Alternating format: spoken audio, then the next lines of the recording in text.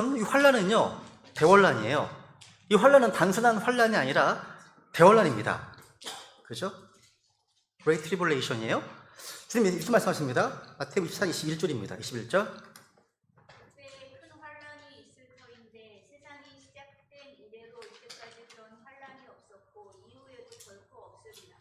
야, 그때 큰 환란이 있을 터인데, 큰 환란입니다. Great Tribulation이라고 되어 있죠, 그죠? 야, 대환란. 이 큰 환란이 어떤 환란인지는 요한계시록 6장부터 19장까지 읽어보면 됩니다.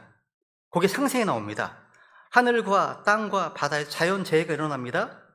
전쟁이 땅에서만 일어나는 것이 아닙니다. 하늘에서 스타워즈가 벌어집니다. 천사들과 싸우잖아요. 그렇죠? 일어납니다. 전쟁과 기근과 역병도 문제지만 땅 아래서 이상한 어떤 존재들이 올라와 사람을 죽입니다. 그 대환란을 전무후무한 환란이라고 하는 겁니다. 우리 대환란은요, 일반적인 환란과 구분해야 돼요. 이게 왜 중요한지 아십니까? 성경에는요, 이 두 종류의 환란을 구분하고 있습니다. 우선 먼저 일반적인 환란입니다. 이것은 성도들이 이 세상에서 겪는 박해와 고난이에요. 예수님 말씀하셨죠? 33절. 네. 이들을 말한 것은 너희가 내 안에서 화평을 얻게 하려 함이라. 세상에서는 너희가 환난을 당할 거니나 기운을 내라. 내가 세상을 이겼노라 하신다. 와, 세상에서는 너희가 환란을 당할 것이나 말씀하십니다. 주님께서는 제자들에게 환란을 당할 것임을 말씀하셨습니다. 베드로, 요한, 야고보, 스테반, 바울 등등 모든 제자들은요, 이 말씀대로 환란을 당했죠. 여러분, 그들이 받은 환란이 대환란입니까? 전혀 아닙니다. 사도 바울도요, 사도행전 14장에서 이렇게 증언했죠. 14장 22절. 굳건하게 하며 믿음 안에 거하도록 그들을 권면하고 또 우리가 반드시 많은 환난을 거쳐 하나님의 왕국에 들어가야 하리라고 권면한다. 우리가 반드시 많은 환란을 거쳐. 이것은 뭡니까? 우리 성도들이 세상에서 받는 박해와 고난의 환란입니다. 그러니까 이 세상에서 우리가 편하지가 않는 거예요. 그죠? 교회는 이런 환란을 겪습니다. 초대교회도 겪었고 지금도 많은 성도들이 겪고 있죠. 근데 성경에는요, 또 다른 환란이 있습니다. 그게 바로 대환란입니다. 이건 단순한 고난의 시기가 아니라 하나님의 진노와 심판이 쏟아지는 시간입니다. 요한계시록 보시면요, 7 봉인, 나팔, 금병 심판이 이어지고요, 하나님의 진노가 세상에 쏟아집니다. 이 대환란의 특징 한마디로 뭐냐면 하나님의 진노가 나타나는 때입니다. 또 적그리스도가 세상을 통치하는 때입니다. 짐승이 온 세상을 지배하고 짐승의 표를 받게 하는 시대가 등장하죠. 이게 대환란 시대예요. 여러분, 성경을 왜곡하는 사람들은요, 언제나 자기가 믿고 싶은 대로 믿어요. 주장하고 싶은 대로 성경을 사적으로 해석합니다. 교회는 세상에서 많은 환란을 받습니다. 근데 결코 대환란을 통과하지는 않습니다. 주님 말씀하신 대환란은요, 야곱의 고난의 때거든요. 보세요 한번. 7절. 어떤 날이 있어서 어떤 날도 똑같지 아니하니 그날은 야곱의 고난의 때니라. 그러나 그가 또 고난에서 구원을 받으리라. 야곱의 고난의 때예요. 야곱의 고난의 때. 그러니까 이 대환란은요, 성경적으로 예수님의 피로 씻김받지 못한 사람들, 구원받지 못한 자들을 정론하는 때지, 이미 성령님을 통해서 새롭게 된 교회가 정령받는 시기가 아닙니다. 교회는 이미 그리스도 안에서 깨끗합니다. 순결합니다. 거룩하기 때문에 그리스도 안에서. 그래서 우리는요, 이 중요한 구분을 반드시 기억해야 됩니다. 교회는 일반적인 환란은 겪어요. 세상 속에서 핍박을 받고 고난당합니다. 근데 교회는 대환란을 겪지 않습니다. 왜냐하면 이 대환란은 야곱의 고난의 때이기 때문에. 야곱의 고난의 때이기. 그러니까 믿지 않는 세상과 이스라엘을 다스리는 심판의 시간이기 때문입니다. 다니엘이 보시면, 다니엘의 이웃을요, 12장 1절에 보시면 볼까요? 백성의 자손들을 위해 서 있는 큰 통치자 미가엘이 일어날 것이요 또 고난의 때가 있을 터인데 그것은 민족이 존재한 이래로 그때까지 결코 없었던 고난일 것이며 그때 내 백성이 구출을 받되 책에 기록된 것으로 드러난 모든 자가 구출을 받으리라. 다니엘이 이것을 고난의 때라고 언급합니다. 그러니까 이 대환란을 특징짓는 한마디가 고난입니다. 야곱의 고난의 때. 이건 신약교회와 연관된 말이 아니죠. 그죠? 야곱의 고난의 때입니다. 신약교회는 대환란이 시작되기 전에 이 땅의 하늘로 들림받습니다. 그것이 환란 중 휴거예요. 휴거입니다. 그래서 진리의 말씀 바르게 나누어 공부하면 분명한 결론이 나옵니다.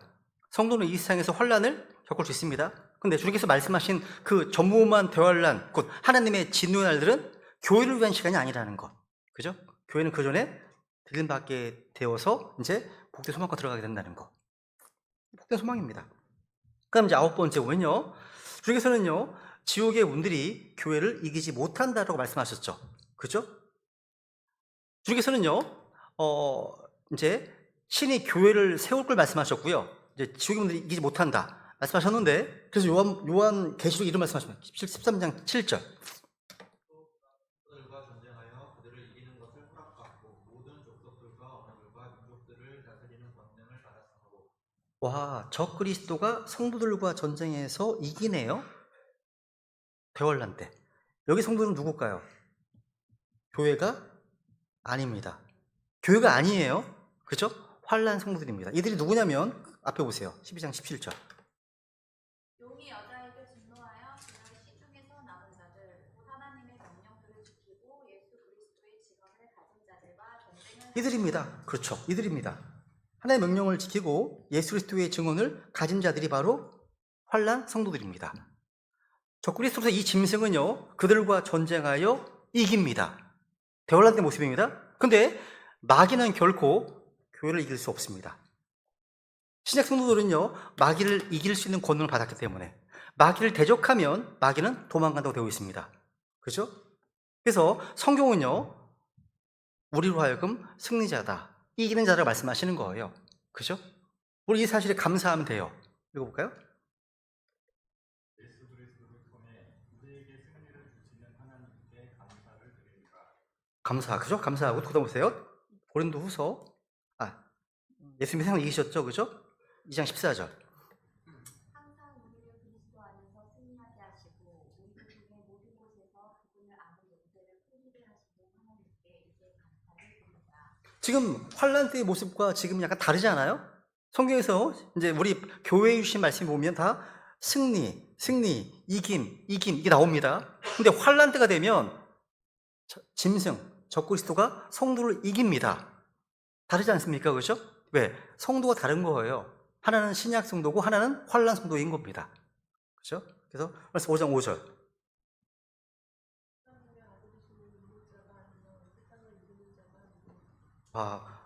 예수님께서 하나님의 아들을 믿는 자, 우리죠? 그죠? 세상을 이기는 자라고 말씀하시네요. 또 4장 4절. 어린 자녀들아 너희는 하나님께 속하고 또 그들을 이겼나니 이는 너희 안에 계신 분께서 세상에 있는 그보다 더 크시기 때문이라. 아멘. 우리 신약 성도들은요, 그리스도로 말미암아 이긴 자들입니다. 그죠? 근데 대환란 때 성도들은 마귀에게 이길 수 없네요. 짐승은요, 모든 족속들과 언어들과 민족들을 다스리는 권능을 받았다고 그렇게 하고 있습니다. 그러니까 이 짐승은요, 이 세상의 통치자로서 세상을 지배합니다. 이 짐승은 42개월 동안 사람들의 경배를 받으면서 무소불위의 권력을 이제 행사하게 됩니다. 자기 뜻대로 행하는 겁니다. 자기 마음대로. 이때 적그리스도가 하는 일은 다니엘서 7장에 나오는데요. 21절 볼까요? 21절? 네.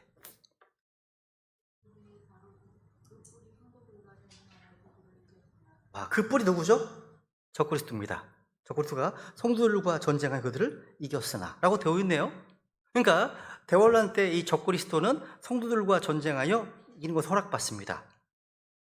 주님께서는요, 우리 교회를 세운다고 말씀하시면서 지옥의 문들이 이기지 못한다, 교회를 이기지 못 말씀하셨는데, 대환란 때는요, 마귀가 성도들을 이길 뿐만 아니라 온 세상을 통치할 권능을 받습니다. 이걸 뭘 말하는 겁니까? 주님의 몸된 교회는 들림받아서 이 땅에 없다는 거예요. 그래서 많은 애들이요, 성경에서 성도라는 말만 나오면 다 신약 교회 성도인 줄로 압니다. 아닙니다. 구약 성도가 있고요, 신약 성도가 있고 환란 성도가 있습니다. 이걸 반드시 구분해야 됩니다. 그죠? 신약 성도에게 말씀하십니다. 7절.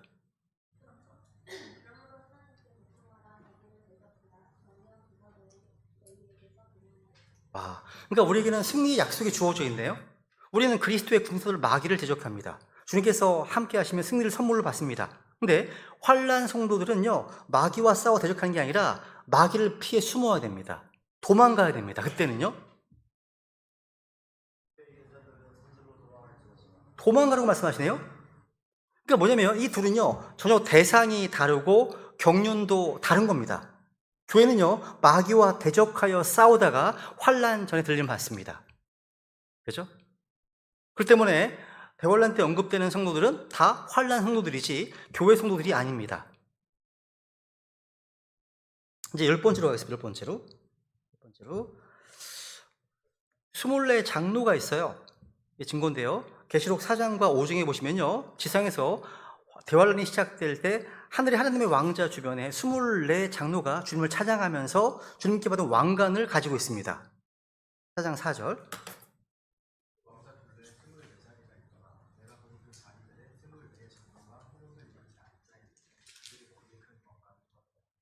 와, 이 24 장로가요, 왕자 둘레에 있는데요, 다 흰 옷을 입고 있고요, 머리에 금 왕관을 썼습니다.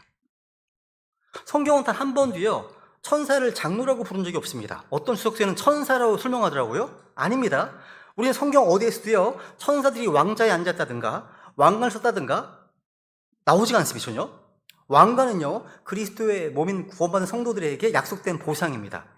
따라서 이들은요, 천사일 수가 없습니다. 근데 신약 성도들은 왕과 제사장이잖아요. 주님과 함께 고난을 받은 자는 주님과 함께 통치할 겁니다. 그래서 24 장로는 누구냐? 이들이 지금 찬양하는데, 찬양하는 내용을 들어보세요. 주께서는 그 책을 취하여 그 책의 분위기를 그에 합당하시느니라. 주께서 죽임을 당하시고 주의 피로 모든 족속과 언어와 백성과 민족 가운데서 우리를 구속하사 하나님께 부르셨으며 또 우리 하나님을 위해 우리를 왕과 제사장으로 삼으셨으니 우리가 땅에서 통치하리이다. 와, 갑자기 길어지니까 옆에 있던 상희하고 대현이가 너무 좋아하는데요. 갑자기 짧을 때가 길어질까 봐 웃어요. 다 티가 나. 네. 여기 보세요. 24 장로, 20장로가 지금 입에서 찬양하는 간증을 들어보세요. 뭐요?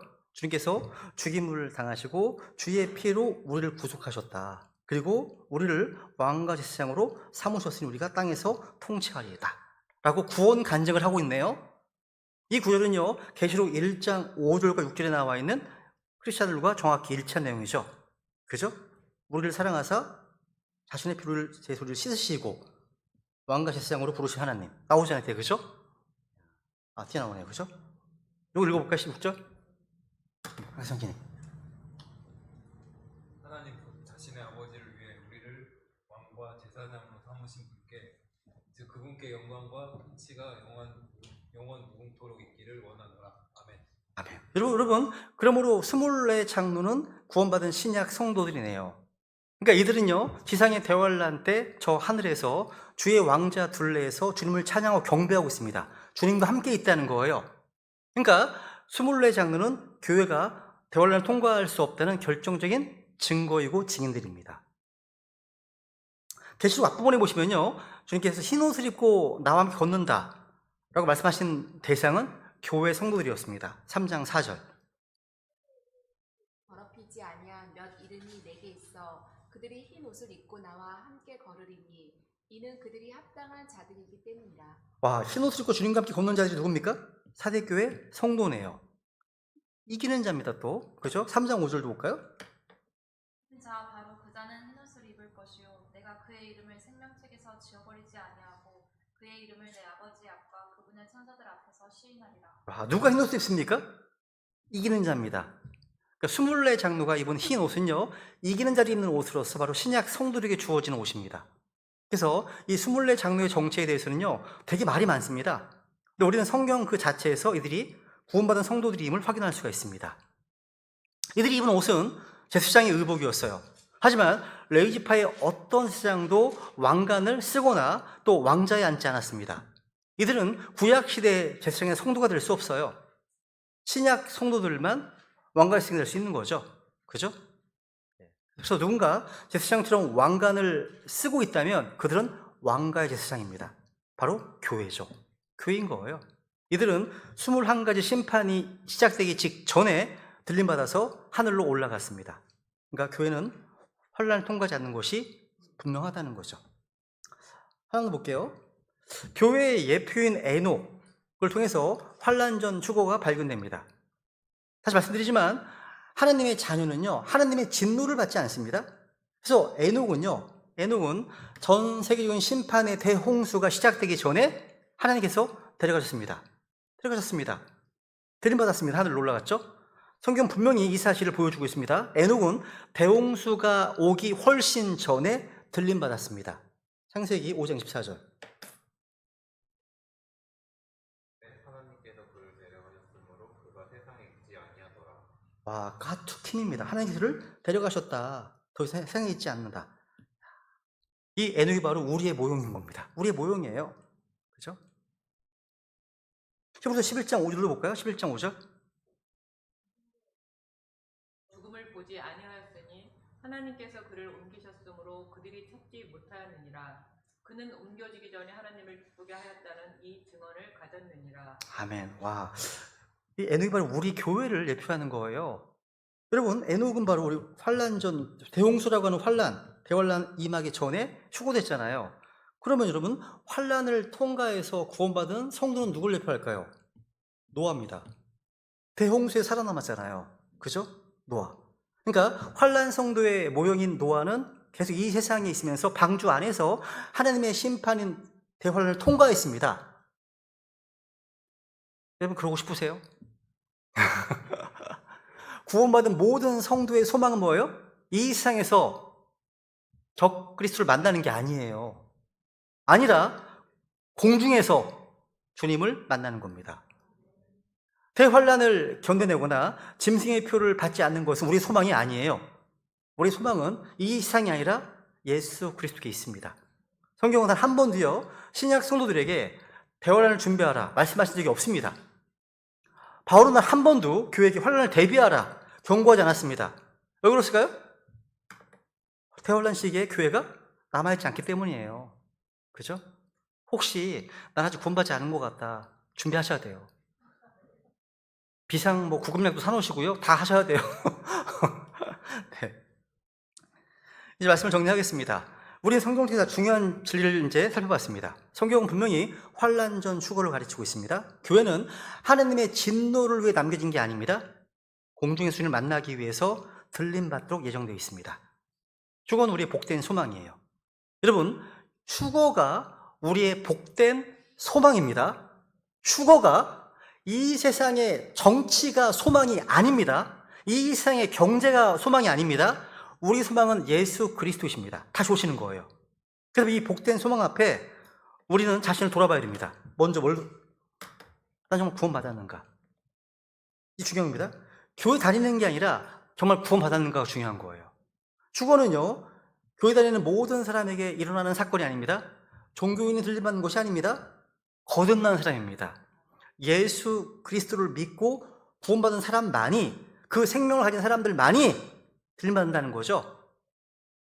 저 솔직히 궁금해요. 우리 교회에 누군가 남으실까? 누가 남으실까? 좀 긴장하면서 궁금합니다. 위에 올라갔는데 이분이 안 오셨네. 그럴까봐 좀 긴장이 되는 마음이, 왜 책망받을까봐, 너 뭐 했냐고 책망받을까봐. 다 올라가시겠죠, 그죠? 남으시면 큰일 납니다, 진짜. 절대 남으시면 안 돼요. 좀 구원 받았는가?